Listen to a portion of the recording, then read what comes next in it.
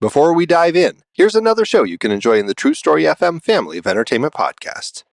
What's up, most excellent friends? It's Chrissy and Nathan from the Most Excellent 80s Movies podcast. It's a podcast where a filmmaker and a comedian And their most excellent guests adventure their way through the 80s movies we think we love or might have missed with our grown-up eyes to see how they hold up. Join us for delightful discussion, Rollicking recaps. ratings, and deep-cut recommendations. Plus, members get some extra fun chit-chat with the hosts after the show. Download the Most Excellent 80s Movies podcast today at truestory.fm. Or find it wherever the finest podcasts are stored. And do remember to keep the Most Excellent 80s Movies podcast motto in mind. Be excellent to each other and... Party on. Party on, dudes. Oh, there you are. I was hoping I'd cross paths with you today. I'd like to invite you to visit the Storywell. It's a place where storytellers of all stripes gather. From improv performers to authors, screenwriters to playwrights, we all tell stories. But we're not here to talk about craft. We're here to make something out of nothing. Each episode of the podcast, your host, that's me, sits down with a creative person, and based on a series of random prompts, we get elements that we make into a story. Will it be a noir novel about King Kong? Or a Broadway musical about JFK? Even we don't know. That's the fun part. But what do you get out of this, besides a good time with fun people? Simple. The idea is then yours. That's right. Whatever we come up with, we give it away for anyone to use however they'd like, no strings attached. It's like each episode comes with a free prize inside. The Storywell with Kyle Olson. We'll save you a seat at the table.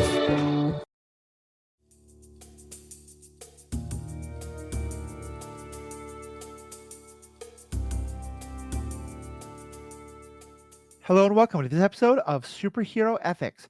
Today we're talking about an anime that I actually suggested to Riki because I fell in love with it. I have a lot of questions about it. And what we're talking about today is Fullmetal Alchemist Brotherhood. And as always, we're going to talk about the specific show itself, but also about some of the questions it raises, because it was a very interesting example of some of the questions that we've already kind of like touched on before, or ones that we've wanted to talk about. It's one of those that really kind of covers a whole bunch of things, and everything from the effect that warfare and desires for vengeance and revenge can have on people, to what does it mean to be motivated by guilt and the problems that that can take us to, into questions about the nature of reality, and also quite a lot about disability in ways that really spoke to me. So Riki, let me just say welcome and hello, and glad you're here. Yeah, what a world we are in where you are recommending an anime to me. Right. I mean, I was aware of its existence, but I just never picked it up, and you strongly recommended it, and no doubt it was an excellent anime all around. So thank you. Awesome. And let me just kind of lay it out a little bit, because we're not going to give you a plot summary. It is 64 episodes that, according to Amazon at least, is one season. But it has some fairly distinct plot arcs, as well as it changes the opening song a couple of times, which makes me kind of think like it originally may have had seasons. And that's a topic we'll get to in a second. But the reasons I kind of suggested it were, well, first of all, because, and we won't go too much into this because you've heard some of this before, but I just want to highlight it. This is one of the best depictions of amputation and disability and dealing with prosthetics that I've ever seen. In this world, it's a magical world in which there's this kind of magic, but it is described as alchemy. And the question of to what extent it is a science and understood as a science, and how that can or cannot be a problem is a big plot point. But one of the parts of that is a thing called automail. And automail basically is a technology that has some alchemy involved in it that allows you for very perfectly fitting prosthetics that don't have a lot of the hangups that we have in the normal world in terms of like fit or stuff like that. And they can often be pretty much instantaneously ready to go. Normally, having science or magic erase issues of disability would really bother me. But this one I really loved, because it still held to the idea of that there are problems, that it is still it raises the question of like, to what extent does this mobility aid or prosthetic or whatever become a part of you or not? Something that a lot of disabled people have disagreements on, and is often a very big question for them emotionally, and how they understand these parts of their body. There are moments where the prosthetics can break, and the problems that can cause, and how both physically but also emotionally distressing that can be when something that you've come to rely upon and not want to have to think about becomes inoperative, either because it's been broken by someone else, because there's a lot of combat in this show, or just through wear and tear or something like that. So that was something else I really cared about, and it just, but also just the extent of the questions of like, so who am I without it, and what does this mean for how I understand myself, and the degrees of sacrifices that people can make, of like, how much can I push myself when this prosthetic doesn't fit, or things like that. Um, Kind of curious on Riki how you saw it, because for me it was really refreshing to have something that was, yes, technology is going to offer a whole different kind of prosthetic, but it's still going to be relatable to the prosthetics experience. Yeah, do we want to give like an overview of the world Yeah, here we can first? go ahead and do that. Go ahead and do that. So, well, and also of the product itself. So, Full Metal Alchemist, I got it pulled up here, was originally a manga, of course, like most anime are. Start off as manga, is comic books, published in 2001 through 2010 in Japan by Square Enix, the game company, in the monthly Shonen Gangan, and it was written by Hiromu Arakawa, and we'll definitely talk about them a little bit more later. The anime came out, looks like 2003 to 2004. Full Metal Alchemist, and what we watched and are going to be talking about is Full Metal Alchemist Brotherhood, which is a completely different anime that came out in 2009, 2010. So you Right. can tell from the timing, 2003, the original anime came out and they kind of Game of Thrones did, Hmm. where the anime broke off and told a completely different story because the manga was not finished publishing yet. They had like the beginning of it, and then they didn't want to wait for it to catch up, so they wrote their own story. So the original is quite different. I haven't watched it, but I kind of like looked over a summary, and it Hmm. does break off. Brotherhood, which we were talking about, is pretty much a direct adaptation of the manga, of Right. the comic. And then, so in this world, the alchemist, like alchemy is real, like it's a magic system Hmm. in this world, and they use the symbols, the alchemy circles, to basically change one element into another, Right. and then to manipulate it, kind of like telekinesis, to use it in fights. Right. The overall like tech of the world, it's been described as steampunk. It's very like early 20th century. They Hmm. have guns, some early machine guns. They have tanks. So there's like this mix of conventional combat and magic combat in the world. And then, as you said, like the prosthetics too have like a steampunk aesthetic, Hmm. but then seem to in some cases use the alchemy magic as well, Right. which is not fully clear. But they have like a range of motion that is more ordinary, right? Yeah, they're Especially definitely, for something that's like early 20th century. yeah, they're definitely very well. I mean, even just in the 20 years since I have lost my leg, the technology has advanced extremely well. Yeah. And I'd say what they're able to do is still beyond the technology of what we have in our own world, at Mhm. least at my price point. It's possible that, with much, much more money, we get something close to these. But the biggest thing, as I said, is the fact that they can be almost instantly adaptable to fit, because that is probably one of the things that most Ah, prosthetics wearers struggle with the most, is that, first of all, just after, think about like anytime you've had a wound, there's swelling, right? okay, yeah. After an amputation, there's an incredible amount of swelling and Mm. and just tenderness. So like when you see someone like Misty Knight in a Marvel product put on a prosthetic 2 days after her amputation, that makes no sense, because there's no way that the swelling would have reduced enough, that the healing would have gone enough, that you could put a prosthetic on. Generally, it's about 6 months to a year after an amputation till you can even think of starting to put on a prosthetic.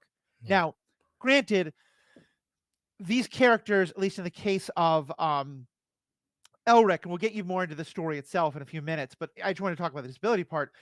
In that case, they have sacrificed parts of their bodies for alchemy, which, if it sounds fairly brutal, yes, that's the exact point. Yeah. So that if it's a magical removal of a limb, I'm happy to understand the idea that it might be a magical, that it doesn't swell or fit, but still, like, auto mail is able to be built and then adapted to it. It doesn't have to be like very specifically measured to a specific person. You can like buy a piece of off the rack auto mail and attach it to your body. Mhm. So that part isn't realistic, but that's fine. I'm fine with like technological advances. It's that I could still look at it and feel like I can relate to this character. I know what this character's struggle is like, even if they're using technology that's wildly beyond what I have access to. So yeah, the main protagonist, Edward Elric, lost his right arm and his left leg in an alchemy experiment, Right. and his best friend, love interest, Winry Rockbell, I think is her Mhm. last name, grew up like they were kids, like early teens, I think, when that happened. And she like saw this tragedy and was like, I'm going to become an automail mechanic to help Right. you.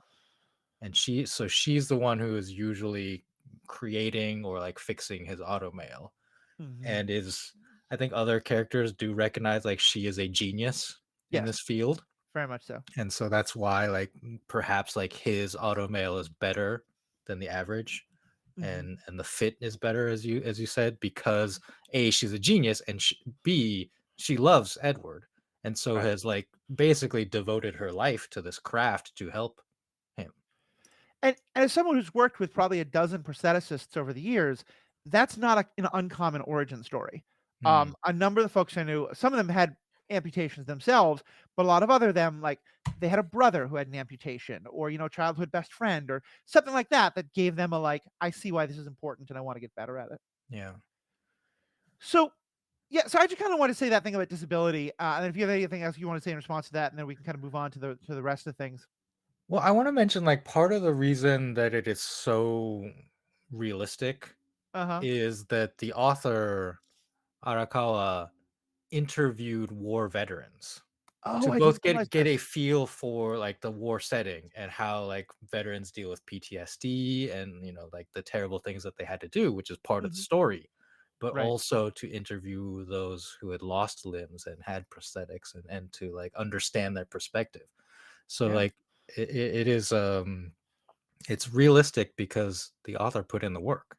Yeah.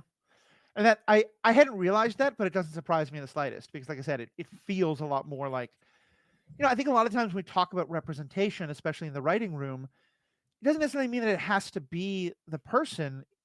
It's that if you're going to write a story about a particular experience, if you haven't had that experience yourself, you should at least like be making a point to talk to people who have, because so often it's like I can think I know what it's like to experience racism. I haven't experienced it.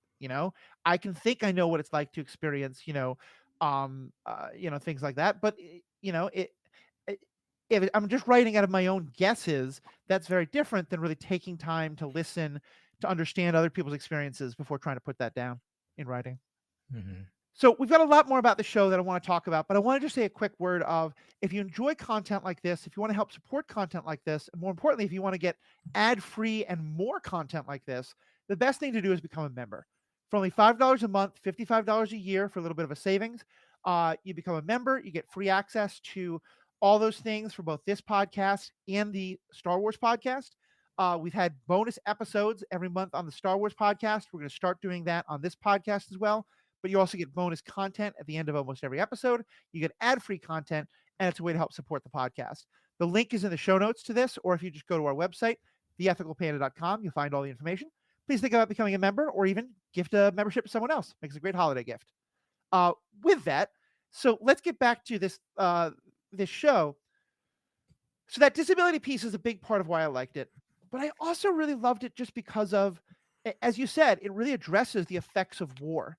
The story is all happening, and we'll give you a story summary in a few minutes, but the story is all happening in a world that is a few years after another major war, what they refer to as the Ishvalan Civil War which turned into a massacre, and a lot of the people who are on the hero side, the protagonist side, participated in some pretty horrible war crimes and are dealing with a lot of guilt, or perhaps not dealing with enough guilt, or so that was an element I really loved.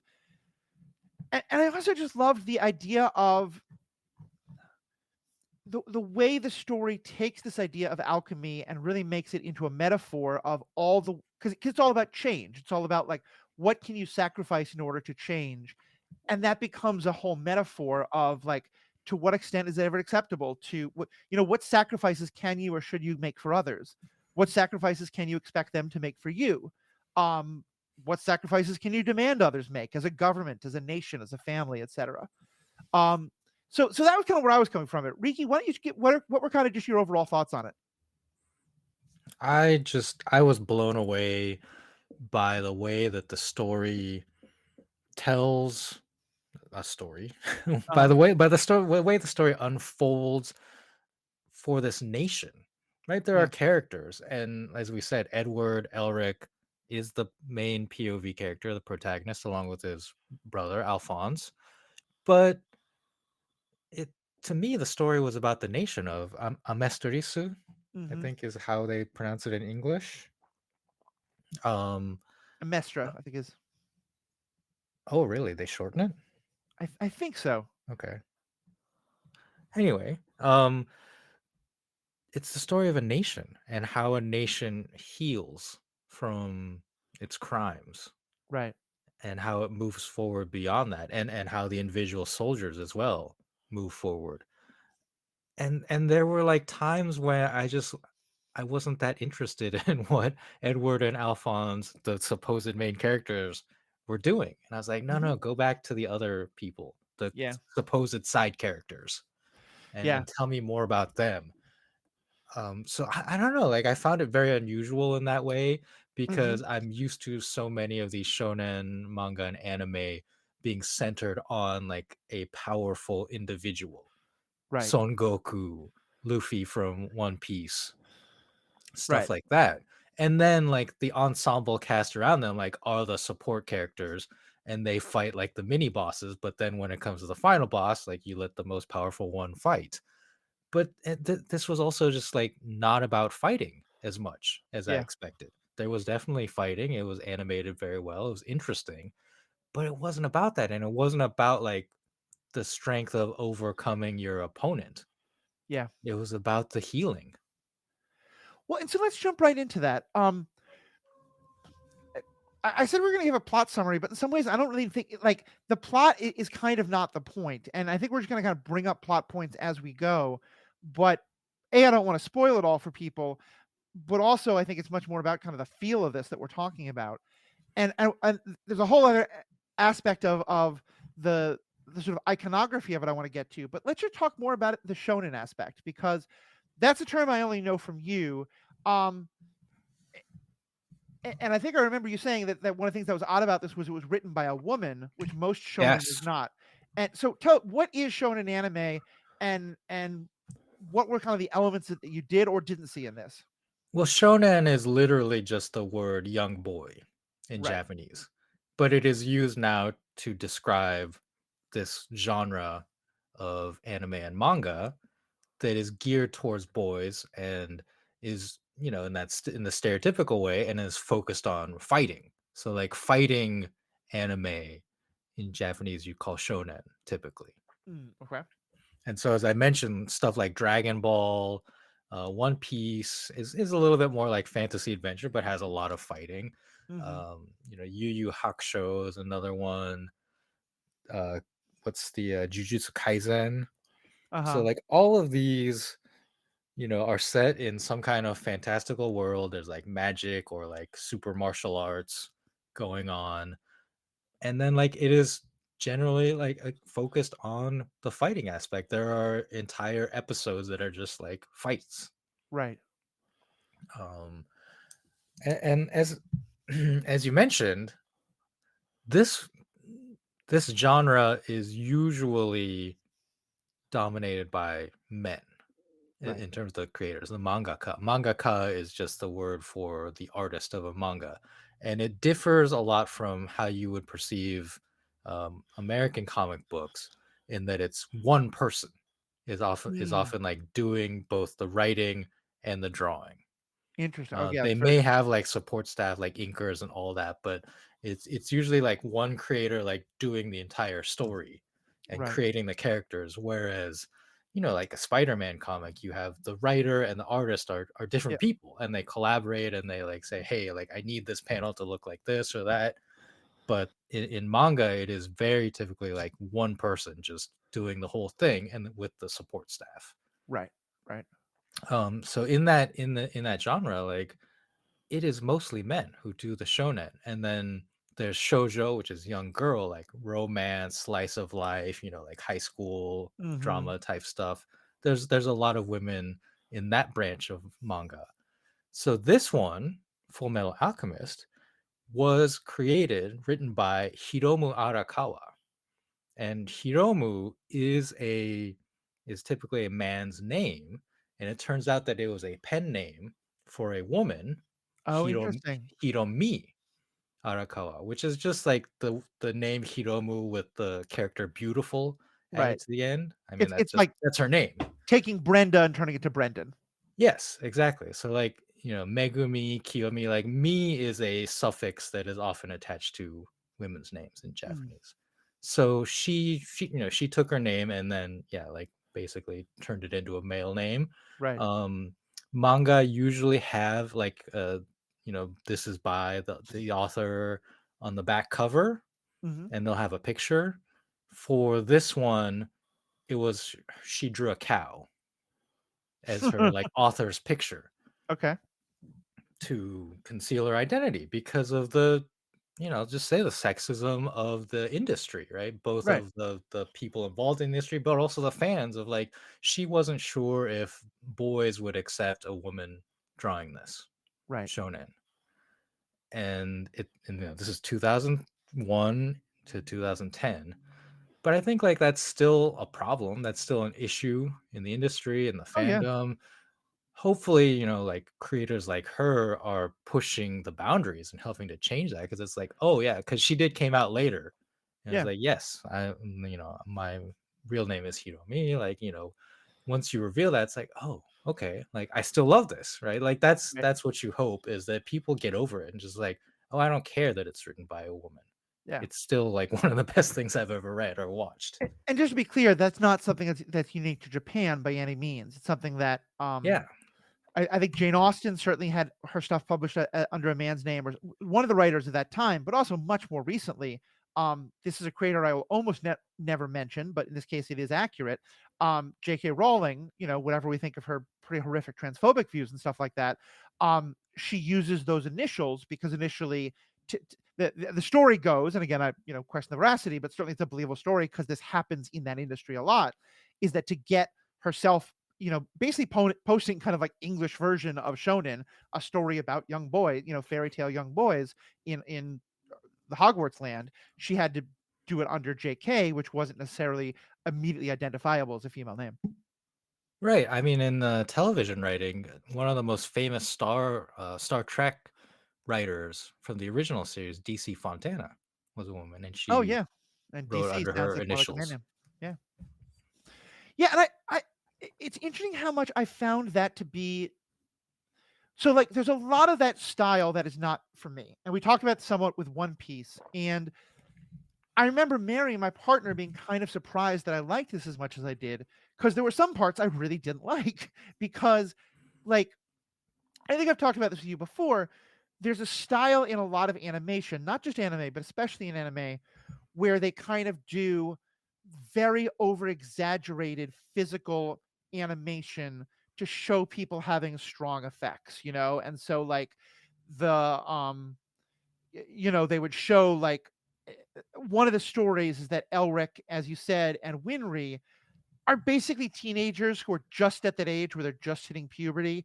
So they kind of like, it's kind of like, he thinks girls are icky, but he also has a crush on her and he doesn't know how to figure that out. And so, like, when one of them is embarrassed by the other, the whole screen will change color and his face, like, they'll often draw him in a very different, clearly metaphorical, not a physical representation way and stuff like that. And, like, he's kind of short, and he gets very upset about being called short. And there's just a lot of that like super over the top teenage boys, teenage girls reacting to each other. Oh my God, I can't believe this is happening, in a way that would normally drive me crazy and make me want to turn it off. And I didn't love it here, but I definitely didn't mind it. It did, as you were, did make me a lot more interested in some of the adult stories. But I felt like so much of the story is about Elric and Alphonse having to become adults far before their time. And Edward. Edward, sorry, Elric is his last name. Um, their mother dies, their father disappears.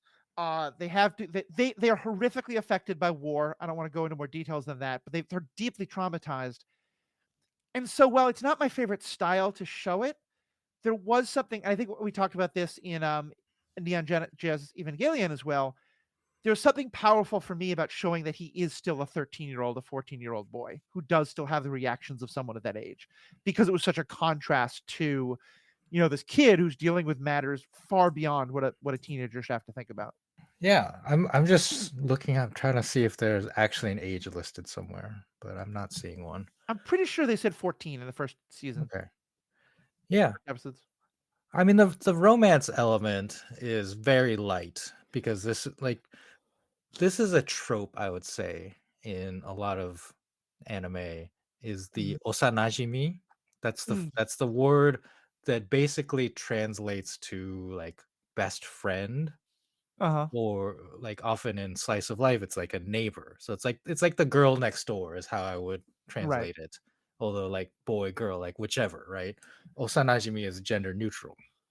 And so like they grew up together. They are osanajimi, or they call each other that. And it's a very tropey plot point that characters like that, don't realize that they are in love, or that they love each other. And that's part of the progression. And I think Right. part of it is to prevent the story from becoming like overly sexual, because they are young kids, right? So like Right. at best they'll kiss or something Right. like that, or almost kiss perhaps. But then they're held back by this osanajimi, like because you've grown up with them. It's like, no, but I can't feel that way about them, right? Right. Type of thing. So that's how like this deals with the will they won't they, Right. in this genre, which I like better than when it's adults, like Mm-hmm. X-Files, Mulder and Scully. Just Oh. kiss. Yeah, You love each other. Come on. I think that's right, because it doesn't feel like a will they won't they. It's that for most of it feels like she is Yes, comfortable showing affection to him, and he's deeply embarrassed about that. And like it is very it, much like we know they love each other, but they're too young to understand or to express that fully. exactly, yeah, exactly. And that kind of like, but you know what I mean, like the over exaggerated physical expressions, or like he turns into a completely different picture when he's upset about the fact that he's short, and the people are pointing that out. Yeah, Is that fairly common to shonen specifically, or to like anime in general? Um, that's anime. Like, yeah, because you can utilize the fact that they're not real to right, change them, to right. change them physically into other things. So like angry face, like his you called me short, angry face is like very typical Mm, anime thing. got it. And yeah, I don't know. I guess I'm used to it. Yeah, no. Again, it's one of those, like, I'm not saying it's bad. It's just not for me. But that's that. I'm curious to see what role it plays. So, what are other ways in which you felt like this differed necessarily from the classic shonen? Well, are we gonna get into these characters then? Because Yeah, we can start doing that. for me, like Roy Mustang is the Hmm. most important character in Yeah. this whole thing. And So, again, like he is not the POV character. He is, by all definitions, a side character. But I right. say like he's the most important because he represents this idea of what the nation of Amaterasu has done, the Hmm. war crimes. Like he participated in the war crimes, regrets his actions, and is now working within the system to understand like why that happened, why those orders were given, and then to change the system. Right. And they do that in a really interesting way. So here I will give more of the plot. As I said, the nation has just gone through this horrible civil war, and one of the elements, and this alone could be a whole second episode about about this show on superhero ethics, that we might do at a later point.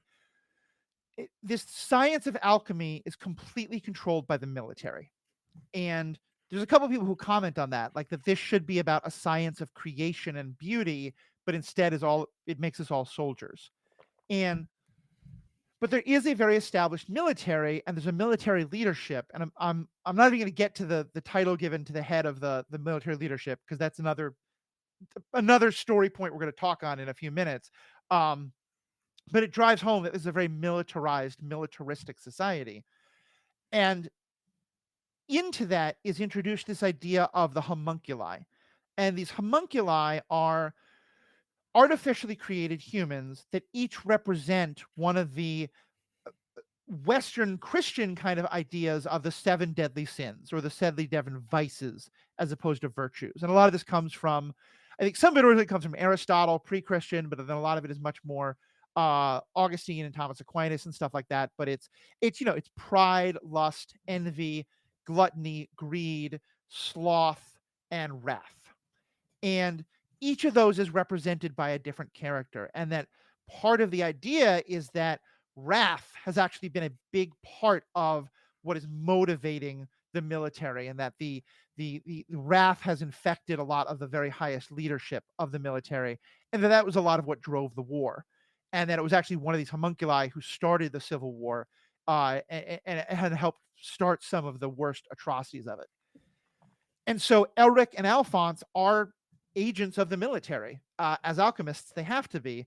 And then there's a lot of stuff happening within the military of at different levels. And Roy Mustang, the character that Riki is talking about, is part of the military who for a lot of it really is trying to like launch a coup against the leadership of the military and of the nation. So just want to kind of give that context and background, and then Riki, take it away.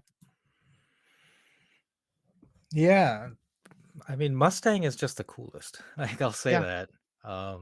He's the type of character that I always love. Like the cool, doesn't doesn't really say too much, and like has like the Mhm. awesome ability. He's the fire alchemist.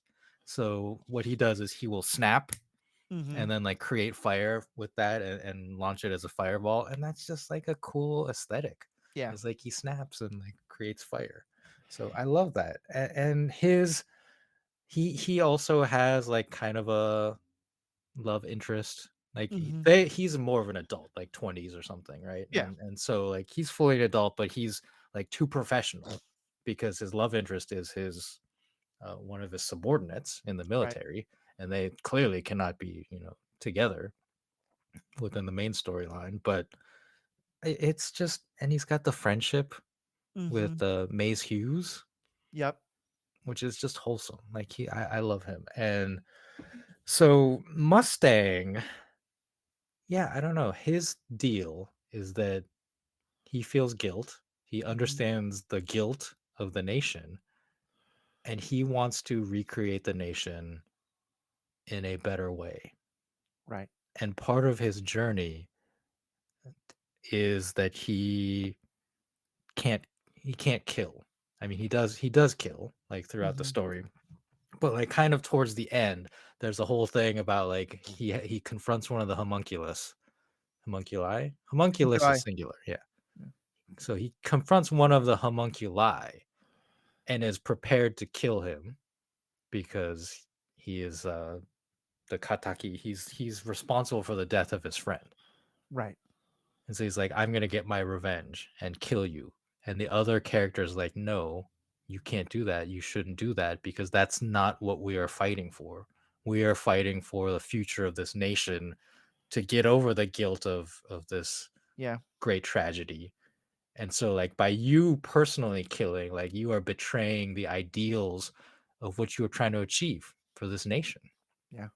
And to me, like that was the heart of the story, I think so, personally. especially because for me, it is a perfect. So Roy Mustang serves very like he's the really cool guy, and part of why we know he's a really cool guy is because we see this through the eyes of the teenager who's like, "Oh my God, you're so cool! I want to be like you." And I think it's one of those brilliant parts of the story is a way of showing the same issue on a macro and a micro level. because Mustang is dealing with this incredible guilt about the nation and what the nation has done, and having to come to terms with the fact that you can't just motivate yourself out of a desire to fix your guilt. It has to be something more. Edward, in this sort of initial alchemical thing that destroyed parts of his body, part of what he did was actually fully destroy Alphonse's body, his brother. And so Alphonse's soul is throughout alchemy bound to this suit of armor. And Edward feels incredible guilt about what he did to his brother, about his failures with his family, about what he did to himself. And so I don't know if you saw this, but for me, I very much saw his story and Mustang's as parallel. That for Edward, it was this personal guilt. For Mustang, it was his own personal guilt, but on a more like macro national scale. But they're very much having the same story, and they're very much informing each other. Yeah, and I think Mustang has personal guilt as well, because Oh yeah, I don't know how much they showed, but undoubtedly, like, he participated in what they call the Ishvalan Civil War for sure. I in mean, English. his scope is bigger, but yeah, he has the same personal guilt that Edward has. Yeah. I can't remember now what term they used in Japanese, but I found it weird that the subtitles called it a civil war. And this is something where is probably the weakest aspect of the story, is that it doesn't really explain like how this nation works, Yeah.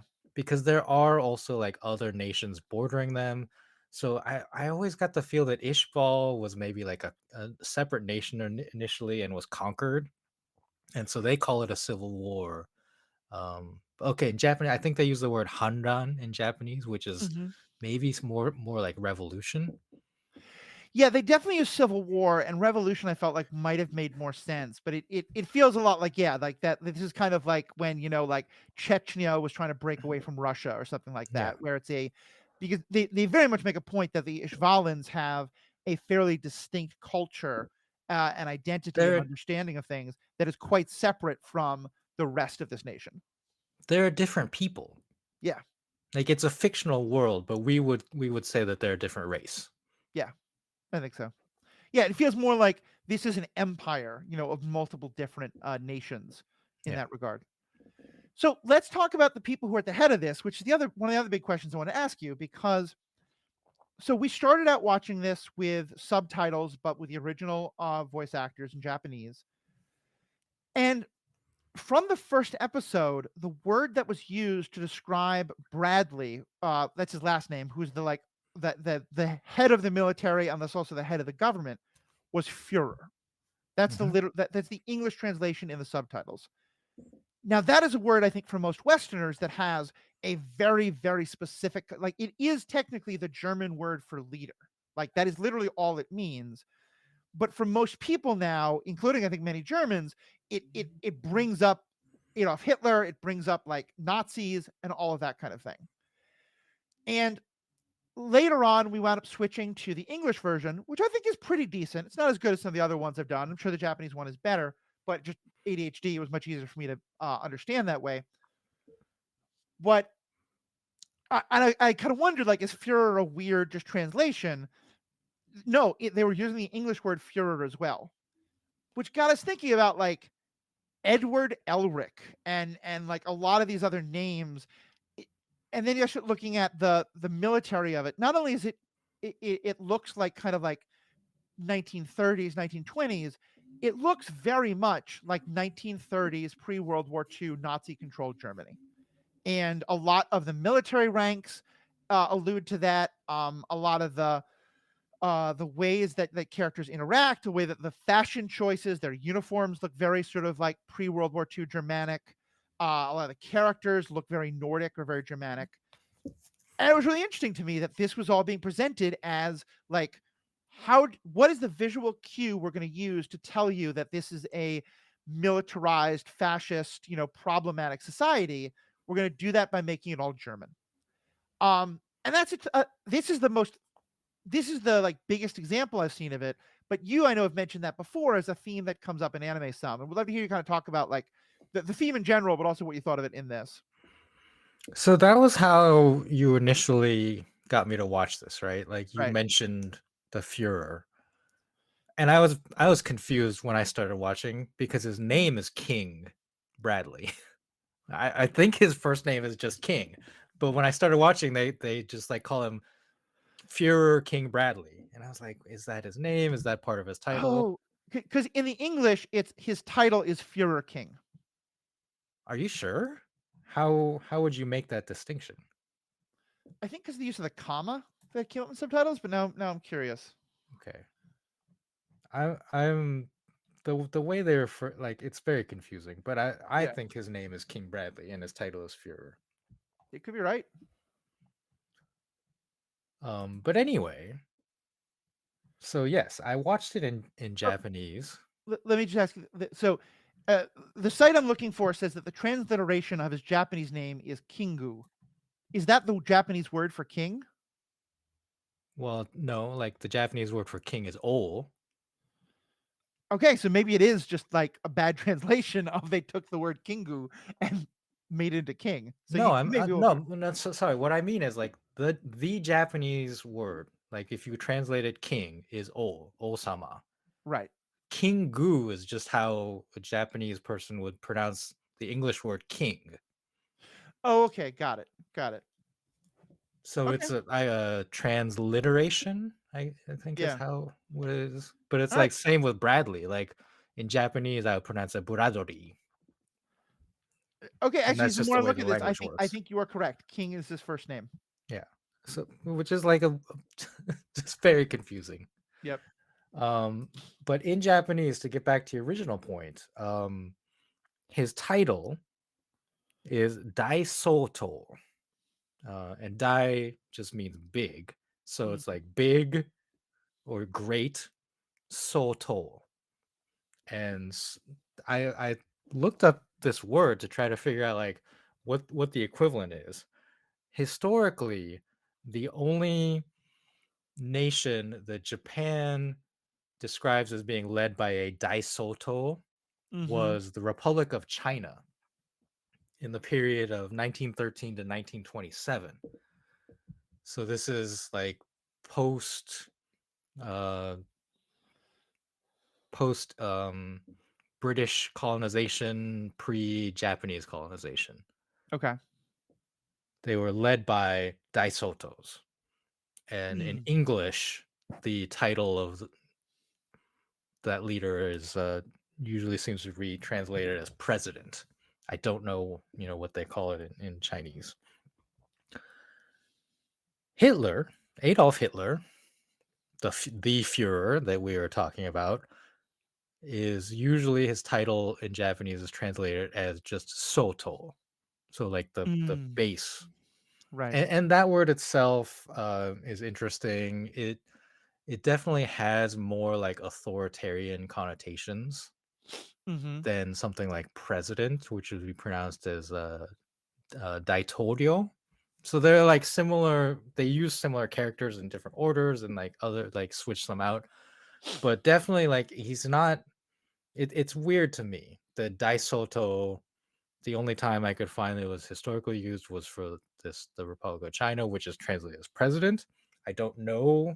I'm not an expert on Chinese history, so I don't know how authoritarian Right. um, those governments were, and it could just be a racism thing where Yeah. Japan is like those bad Chinese. They had a Daisoto. That's why we had to take over them. Well, Um, and I will say, just to give more context, uh, because this is something I did a deep dive on.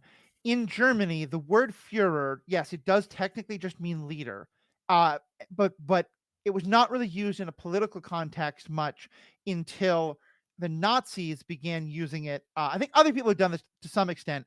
It would often be referred to as the leader of a political party in Germany was the mhm. Führer of that party. The Nazis took that a lot further and made almost any other leader of an institution the Führer. But they wouldn't say Führer; they would say like for the head of the SS was the Waffenführer, Yeah, and things like that.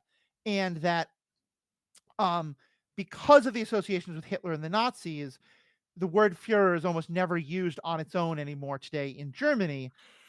Instead, people much more refer to the word for chairman, which I'm not going to try and pronounce. but that Führer is still found as a suffix in other words.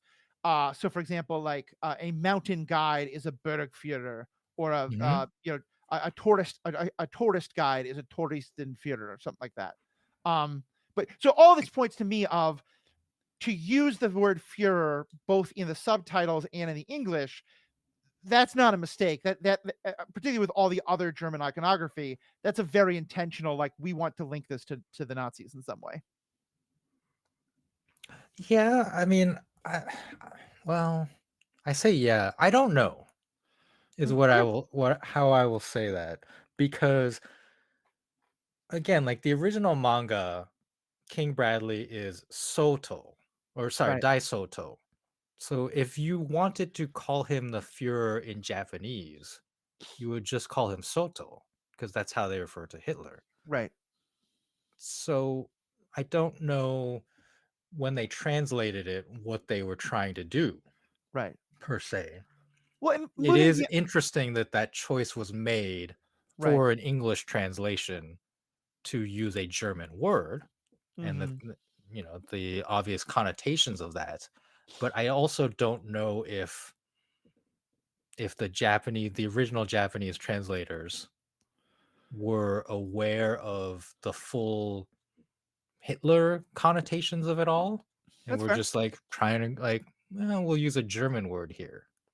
So perhaps they were still trying to invoke. Like, would you agree at least that it does feel like a very Germanic society as as it's perceived? I'm not sure, because I looked into especially like the uniforms, Uh huh. and most of the discussion about the uniforms was like, well, there's some French influence, there is some Prussian influence, which is Germany, but pre, World Right. War One. Um, I would definitely not say that it's Nazi in its Okay. imagery of the uniforms. It's European, and it's Right. kind of like a mishmash European. Like again, like this is a fictional world. Like the mangaka like just created this via various influences. I would not say like from the uniforms that it's primarily a Nazi thing, Hmm. and also like the technology, right? Like I mentioned tanks, but the tanks are definitely pre World War II, Right. like maybe like 1920s Hmm. tech.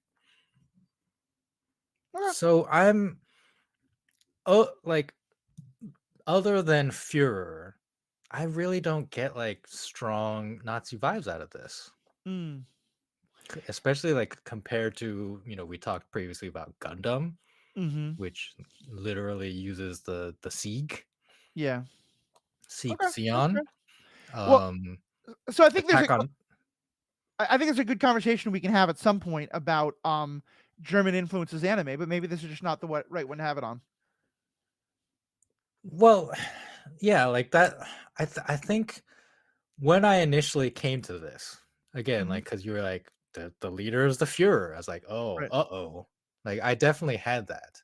And Right. watching it, I just like never got it as strongly as from the other ones. Like I think Mm. Attack on Titan is much stronger and much Okay. worse. Also because of like the people. Right.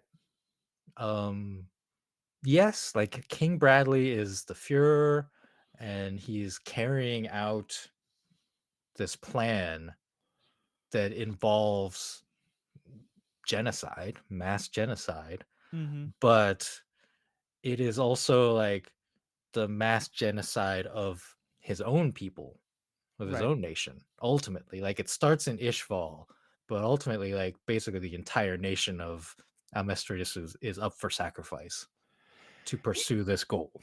Yeah, and to be clear, I think I never got a strong Nazi sense as much as I got a very strong Germanic sense. Like, to me, this feels like it is very much set in fantasy Germany, and that's everything from the facial hair that a lot of the characters have to the names they use. Um, and I think because of that, there's a natural association of it with Nazis as well. But yeah, I what I was getting was a much more German feel. But yeah, if other people don't see it, that makes total sense too. I just I didn't get that as Okay, much. cool. All right, so let's kind of close out with one or two other topics because one thing I know you've talked about is this idea of how war changes not just individuals but a nation. What is it that you're seeing there, and what do you think about how it was portrayed in this? This is, I mean, shonen often have this theme of not killing. Right. I think because it's generally perceived to be for a younger audience, like there's violence, there's a lot of violence like in the Right. fighting, but very often the main character is someone who doesn't kill. Right. And like that's an important distinction. It's like I'm not going to kill you. And this leads to the funny like Dragon Ball thing where Goku keeps not killing opponents and then they have to team up with them later to fight a stronger opponent, which has Mhm. become a, you know, kind of a trope in the entire genre. But I think it's based on the fact that the character won't kill. And that's Right. very important to these characters. And that's important here. Edward in his fighting won't kill, but also once he finds out that the philosopher's stone, Kenjanoishi in Japanese, is you that which he is pursuing this whole time, like that's his story. He's looking for the philosopher's stone because he believes it has the power to boost his alchemy to fix the mistake he made with Right. Alphonse.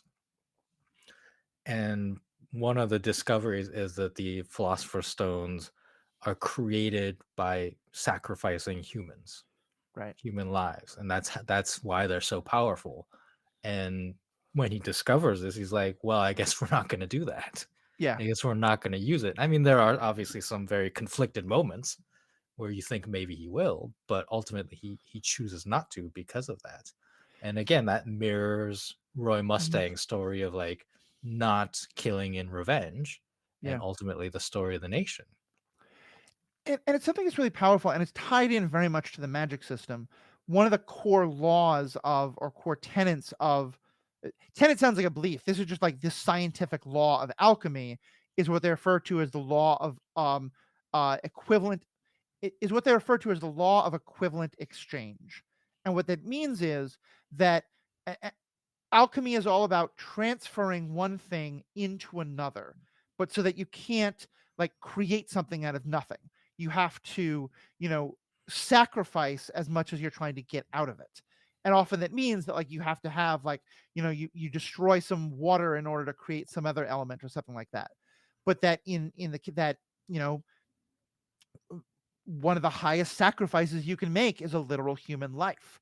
And so that Mhm. allows you to pay for there isn't like a currency necessarily, but it's all this kind of like metaphysical thing that I'm glad they don't really explain and don't go into like the exact details of, because I think that would kind of ruin the idea of it. But it's that, yeah, that like if you sacrifice a human being, you get far more power. And that one of the things that we learn is that both in the fighting with Ishval and like connected to it, there was a whole city that was destroyed, and that what they actually did, what they found out was that that city was laid out like an alchemical circle, which is kind of like a that's the site of the magic, and that by the end they realized that part of what the plan is that the Fuhrer has laid out the entire nation as an alchemical symbol, and so is planning to sacrifice all of these people to use their deaths to become that much more powerful. Yeah. I And not even him. There's like a secret boss. Right. Yeah. And I think I love that so much, in part because it kind of puts in exact words to this metaphor we're talking about. Because generally the idea is that to what extent are you willing to sacrifice the lives of others in order to gain power? And that can mean directly, like, are you willing to like kill your boss so you can take your boss? Are you willing to like kill your romantic rival so you can like have the person you're trying to be romantic with, problematic as that is? I mean, all these are probably problematic, but like, you know, it can also be like, you know, to what extent are you willing to do business in a way that is going to cause harm to other people? And what sacrifices are you making of the people you're not seeing? Are you passing laws that are sacrificing one group in favor of another? And this makes that quite literal, you know, of like that you are literally having to sacrifice human lives in order to achieve power. And I think that's something I really love in these kind of stories, is when they take something that's metaphorically kind of very, very vague and ephemeral in our own lives, and makes it much more concrete in order to make us think about that as part of the story. Yeah, this was very powerful because I mean, what the homunculi are trying to do is achieve godhood in a Right. sense. At one point, there's even like is there a god? Right? There was like a being in the sky Mm-hmm. that the final homunculus is like trying to reach Right. after they start this final alchemy, and they make reference to God. It's not clear like what that is or if it's even a thing. There's also a being in the I don't even know what it's called. Um Shindy, truth, Mm-hmm. right? There's the being that Edward sees when he performs the life exchange alchemy and fails. Right. And it's like this basically blurred out being. Like from our perspective, like we can't even perceive it. Right. Like its existence is kind of blurry, like it's got a vague humanoid outline, but we never actually see what the being is. And it's called Shindy, truth, and Mm-hmm. it oversees yeah, Shindy no Tobira, gate of truth, door of truth, Mm-hmm. which Edward has to pass through to reintegrate his brother's body and soul together. Right. And it's very, very mystical and confusing, and I don't think it's fully explained, which is fine. I think it's Mm-hmm. better that way because it's mysterious to the characters. Like they're like, what the heck is this thing? We don't understand it. Well, and especially because, and I think this could be a whole other episode on its own, but I think one of the themes of all of this is and I want to be very careful as I say this, because we live in a world that has a very strong anti-intellectual, anti-science, faith over science bias, and I don't think that is a good thing in any way, shape, or form. But I do think that there is a danger of the over scientification of everything, particularly when it's attached to a lot of human hubris of like, we understand everything, everything is scientifically explainable. And again, I'm not saying that as an argument for God, I'm just saying an argument for like the limits of what we can understand yet. And I think that is one of the themes that comes up in this, because alchemy is presented as being incredibly scientific, that there Mhm. is just it's just the rule, it's how this happens. And so when this character of truth, who is presented as, yes, not human by any means, not something we can put into an easy box of it's a spirit or it's a god or it's this or it's that, but it takes what everyone thought was supposed to be is just a immutable law of the universe, and gives it a personality that can be to some extent negotiated with. And that's by no means the other element, but there's a lot of this discussion throughout the whole thing of like, is there room for faith in a world of science, and should there be? And I definitely don't mean faith in the idea of the Western God idea of God, or like monotheist or anything like that, but just the idea of like faith and hope, or faith in others, or faith in a divine being of any kind. And yeah, I really just love that. And I love this idea of the personification at the gate of truth, that kind of pushes back a little on this idea that like maybe humanity hasn't fully figured out all of the science quite yet. Yeah, absolutely. I think as I said, I think it's very important that we are not told what the heck is going on Yeah. with truth because the characters are told or they don't understand. Like they reach this point, and yeah, I think Edward does have to do like a leap of faith, like because he has to give something up at the Yeah. end. That's what I'll say in order to achieve his goal. Yeah. I think it's a very good way to put it. I think it's a very good way to put it. All right. Any other kind of last things you want to say on this? We can probably do a bunch more episodes. Our friend Meg Rickman, who's also a big fan of this and has also seen the original, we were hoping to get her on this week. Work schedules changed, so we couldn't do that. But I think we're going to have a couple more episodes over the next year or so on this show, because there's so much more to talk about. But any of the last things you want to mention before we close out? I want to talk about Ishbal and the character of Scar Yeah. because in addition to Roy Mustang, I think Scar is like very important to the morality of the show and Mhm. what the characters are trying to do. So Scar, that's the name he's given in the show. Right. I don't think we ever learn his true name. He is a survivor of this Ishval civil war. He's Ishvalan, and he gains a power during that conflict, and then uses that power for revenge throughout the story to take revenge on the alchemists from Amestris. And he's mostly an antagonist that they have to Mhm. fight because he's trying to murder all the alchemists that he sees as responsible for the massacre of his people. And then stuff changes, but not necessarily in a typical shonen way where they defeat him and then like he joins their group. He joins them because he comes to see like what they are trying to do, Right. and they show compassion to him as well for what they did to him and to his people, and they come to an understanding, yes, that there's a greater evil that they have to fight, but it isn't just because like the greater evil is more powerful. It is because both sides come to realize that the wrongs that they have done, Right. and that they need to defeat the evil in the right way to achieve their mutual goals. And there's a very like touching scene where Scar is confronted by Winry, Mhm. the auto male mechanic that we talked about. Her parents were literally murdered by Scar. Her parents were doctors in Ishval who were just trying to treat people who were hurt in the conflict. And Scar wakes up on a hospital bed and sees them and just sees the enemy because they're racially his Right. enemy in this conflict, and he murders them. And there's a moment where Winry has the opportunity to kill him, or at least shoot Scar, and she doesn't. And it Right. starts to lead to this transformation in Scar. And like, so that's what I mean is like both Roy Mustang and Scar like start in very dark places. Yeah.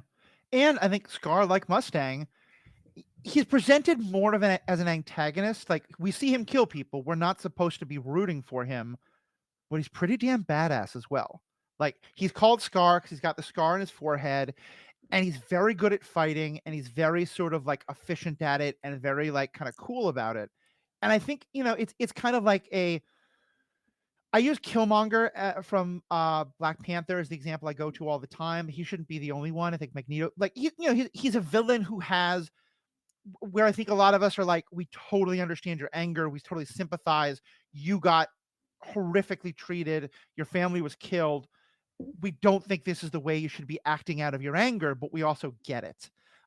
Which is kind of like it's not an anti-hero, 'cause it's still not a hero, but it's a, a thing that we actually have a lot of sympathy for in a lot of ways. And that's a topic we're going to do a whole episode on early next. This is going to come out in January, so you'll probably hear it pretty soon, but it's a topic we're going to be doing because I think it's a very common trope in fiction now. And it's very easy for it to be overdone. And I just think Scar was the perfect character because he isn't presented as just a mindless fanatic. He's not presented like there's a whole scene of him going through, like he gets very badly hurt in a fight, and he gets kind of taken in this Ishvalan refugee camp. And I think we have a lot of sympathy for him as he's having even then some of his assumptions changed and finding that not all Ishvalans have this like blood oath desire to destroy all the people who destroyed their country. Um and yeah, I just thought his story was really powerful and really appreciated the way it was told, especially as you said, because it's not an outlier. It's one more part of the picture of all of these people who were broken by war. Yeah, I mean he's driven purely by revenge, right? Right. Like he doesn't have any ulterior goal of changing the nation or anything like that. I mean, Yeah. the nation will have to change if he succeeds in killing all of their top leaders, which is what he's trying to do. But he comes to understand the goals of Mustang and the others and supports them. Like I think Yeah. that's the most important thing is like he wants to destroy a Disu, and then he comes to see that maybe the nation can be changed. And we talked about faith earlier. Like I think he puts his faith in them in their plan and says, I'm willing to help you to try to change this nation from Yeah. what it was, and I'm willing to put down my blade of revenge. He doesn't have a blade, but Right. my mission of revenge in order to help you, because if you can redeem this nation, maybe that will also lead to some peace Yeah. for Ishval. And it does. Like that's one of I thought that was one of the most important scenes at the end, which I'll Hmm. say, like Roy Mustang like promises that he will help Ishbal. Yeah.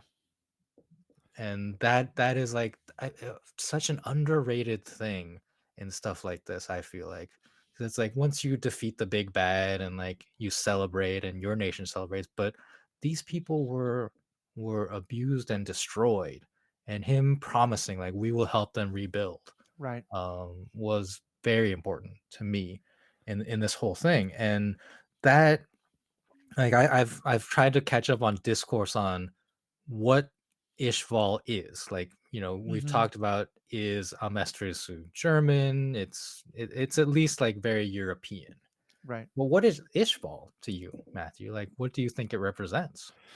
Um, it came off to me as fairly Arabic, as fairly like the people wrap themselves, and I think it's supposed to be like a much more of like a warmer climate and a lot more kind of desert type areas, but the people wrap themselves in white.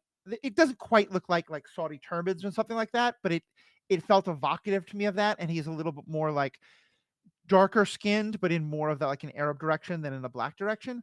Um, so yeah, that's what it kind of, and there's a whole other area that we haven't talked about. There's basically a China in this world, and they do differentiate that as being Eastern as opposed to this world, which is very specific. This nation, which is very specifically Western. So yeah, to me, it was supposed to be kind of a lower class, lower income, and people who are really looked down on because they weren't like us.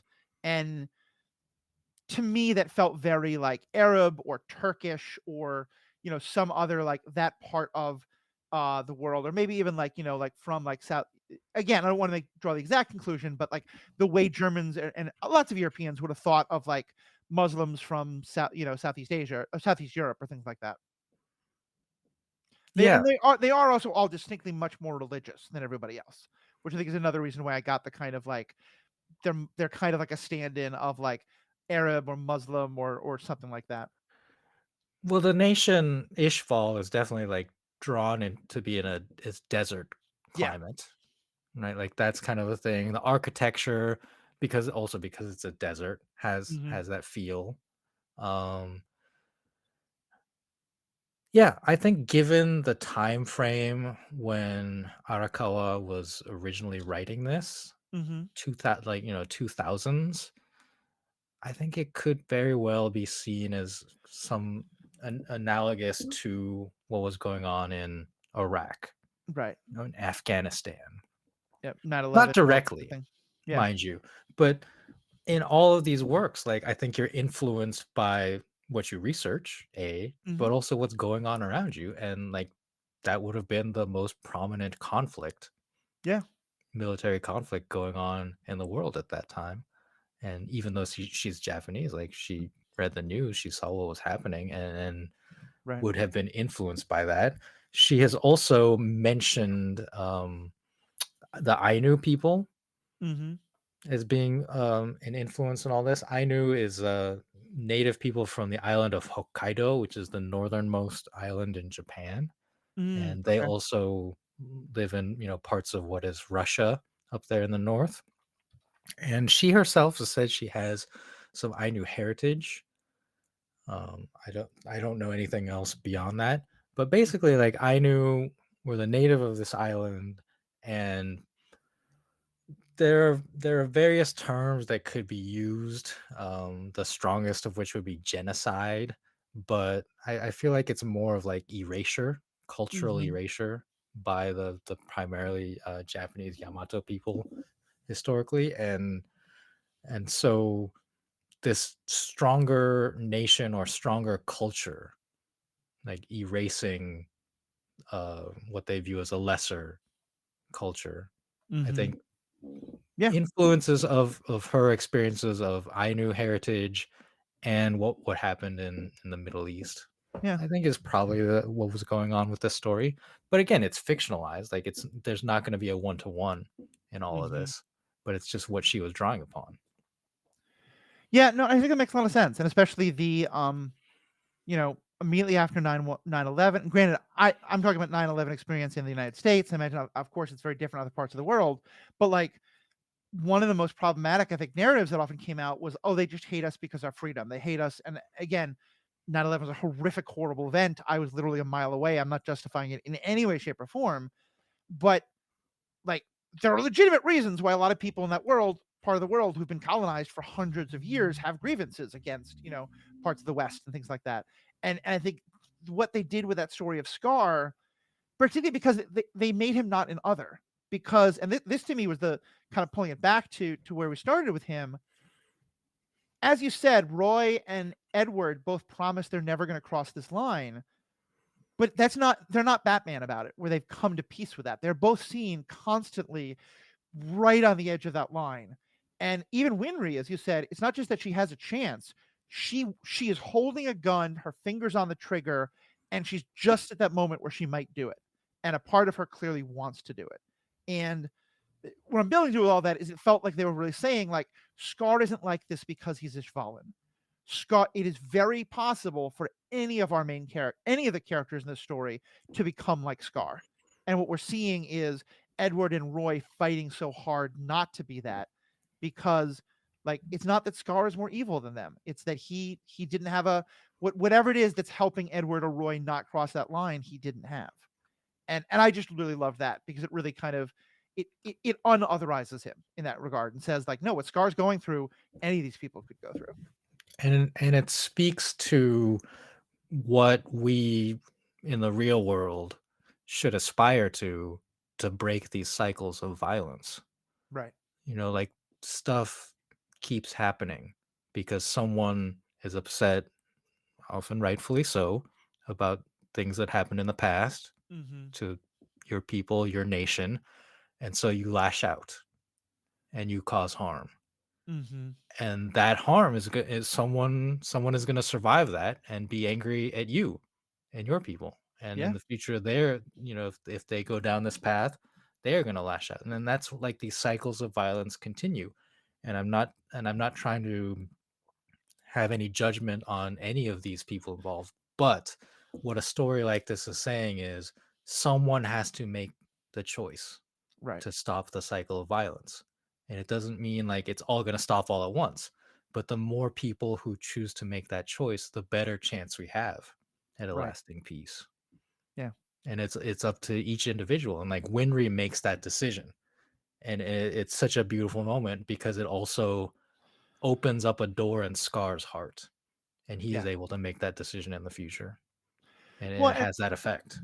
And I think it's because, and one of the things I don't want to do that yet because we decided to do it, but there's a number of these core issues that I keep going back to because I think they're very true and they're very, very much a part of who we are as humans. And then I think part of why I love Star Wars so much is I think Star Wars illustrated this so well. But it's the idea of that when you hate someone else, you stop seeing their humanity. You don't see them as people. You see them as the enemy. You see them as the oppressor. You see them as the fear that you have. And there's a lot of reasons for that. It's very like, I'm not trying to just moralize and be like, oh, you have to love your enemies and love the people who are kicking you in the head every day. That's not what I'm saying at all. But I think that the danger of that is that even when you hate people for the most justifiable of reasons, it can take you to a point not only where you hate them and stop seeing them as human, which is bad enough, but you stop seeing people who look like them as human. And that's I think what Scar did with Winry's parents. And that you're right, that he is able to see in Winry what he couldn't see in their parents, in her parents. And I think that's just such a beautiful thing. Yeah, I like that. So that's a good place to close. Thank you all so much. As we said before, if you want to hear even more, become a member. Today, our membership content is going to be Red One and the assumptions that Christmas movies make about all boys and girls throughout the world and how we feel about that. Spoiler warning, I'm not a big fan. That'll be our bonus content today. We do bonus content like this pretty much every episode. If you want to check it out, become a member. $5 a month, $55 a year. Of course, also, we love your feedback. What do you think? What do you think about Fullmetal Alchemist? Are you a fan? Are you not a fan? Let us know let us know. All the ways to contact us are in the show notes. Email, Twitter, Instagram, anything like that. Let us know what you feel. We want to hear from you. So on behalf of myself and Riki, thank you all so much for being a part of this. We have spoken. I'm not short.